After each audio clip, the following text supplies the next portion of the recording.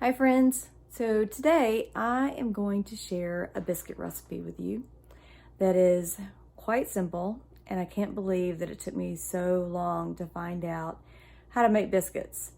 When I got married, my husband loved biscuits. I did not want to deal with the mess. So it took me a really long time, probably till about 10 years ago, to even decide that I ever really wanted to make them. So I started digging around and started trying to find a simple recipe that would work for me because I didn't have any experience making them. I found a couple, and I found a couple of tricks and combined them together, and I just want to share with you today the recipe that I use now and some of the little tips and tricks I've used along the way. So first off, I'm going to start with a cup of milk. You normally would use buttermilk for this recipe, but I don't keep buttermilk on hand because this is basically the only thing I would cook with it other than pancakes. So I just keep milk on hand, and I make my own by adding about a tablespoon of white distilled vinegar to that, and I'm going to set it aside, stir it a little bit, set it aside, and it'll start to curdle like buttermilk. So I'm going to set that over here, and then the next thing I'm going to do is combine my dry ingredients, and I'm going to start with 2 cups of flour. This is not going to agree with me today. So there's 1.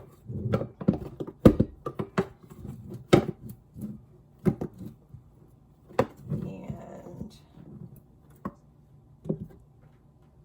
2. I'm going to keep the flour on hand because I'm going to want to use that to flour my surface to work on them for just a little bit. Then I am going to start with about a tablespoon and a half of baking powder. So I'm going to eyeball this just a little bit. I'm not too exact. And 1/4 of a teaspoon of baking soda. Add that in. And then a 1/2 of a teaspoon of salt.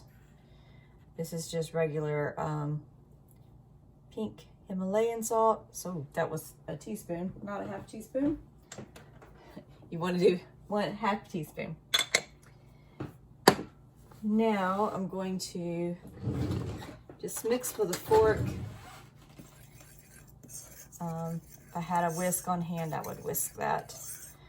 But okay, and then that's all my dry ingredients. The next thing I'm going to add is my butter. So this, you want to have a 1/2 cup of butter, which is 1 stick. What I did before I started here was I chopped I diced the butter and then put it in a little small dish and put it in the freezer so it would be super cold. And here is the trick. The least amount of handling with your hands that you do with your dough is going to be the better. So I use a pastry blender to mix mine up. I'm going to incorporate that butter into all of the flour. It'll take a couple of minutes, but using the pastry blender allows the butter to get mixed and incorporated into the flour mixture without losing the temperature. So it stays cold, kind of like if you're making a pie crust and you want to keep that crust flaky, you want it to be, fluffy, and this will make your biscuits fluffier as well. So I'm going to just incorporate that really well. I'm going to keep going until it's nice and blended. You're still going to have a few little clumps, but that's fine because, hey, who doesn't want to bite into a little bite of butter in their biscuit before they even add a little extra to that? So, funny story. Like I said, I did not make biscuits for a very long time, and in fact, my daughter, when she was about 12 years old, we were living overseas, and she wanted to do something special for her dad and for Christmas, and she knew how much he loved biscuits. And there was a family that lived near us that were Americans, and the wife was a really good from scratch cook, and I was really not that interested at the time. But my daughter wanted to learn to make biscuits for her dad for Christmas. So she swapped out babysitting for cooking lessons. Now, how thoughtful and sweet is that? Then Christmas morning, she got up early and she made a big batch of biscuits for her dad. And he was so surprised and so excited.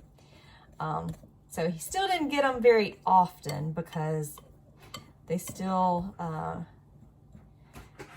make a mess. But over time, we've decided that they are definitely worth it. Okay, so that's about what it looks like. I'm going to just squeeze the rest of that off. And now, our buttermilk mixture is a little curdled. We're going to add the majority of that. We're going to leave just about maybe 1.5 tablespoons for the very end. And we will use that to top the biscuits. So I'm just going to mix this with a fork to get it mostly incorporated. And then we're going to move it. Okay, now I'm going to move the mixture. It's really doughy and kind of sticky right now, but that's fine. It's going to be perfect. So, a little messy, plenty of flour on my hands. This is not something I typically would do with my rings on, but I forgot to take those off. So, you're going to add a little flour on the top, and we're just going to loosely shape this and not work it too much. You can feel those little clumps of butter in there, and it makes it really nice. So, there are a couple different ways you can do this. You can use a biscuit cutter or a glass. I'm going to basically just shape this into a square roughly. Then I'm going to cut it into 9 portions and then take each portion and just round them off, and I'm going to put them on a parchment lined cookie sheet. They're really good if you cook them in a skillet, but I'm going to make sausage and gravy to go with these biscuits for tonight. So I'm saving my skillet for that. So I'm going to put them on a cookie sheet.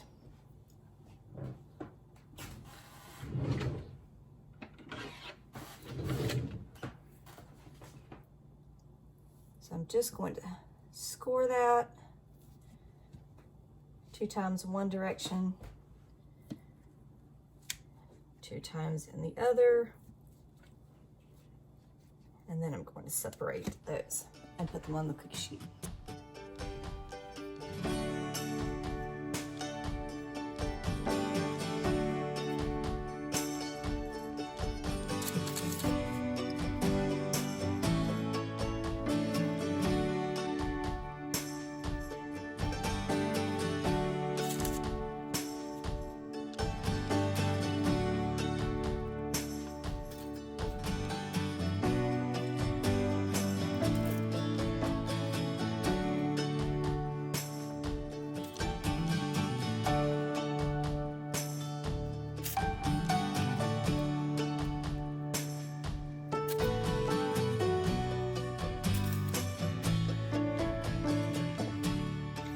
now I'm going to take this buttermilk mixture, buttermilk. I'm going to take my counterfeit buttermilk and I'm going to brush the tops of these biscuits just to kind of give them a easy brown topping. I'm just using a pastry brush, but you could spoon a little bit of this on the top, or even just use your fingers and spread a little buttermilk on top. You could also top these with butter if you wanted to, some melted butter. Totally up to you. There we go. And they're ready to go into the oven. I preheated my oven to 450 and they're going to bake for about 12 minutes.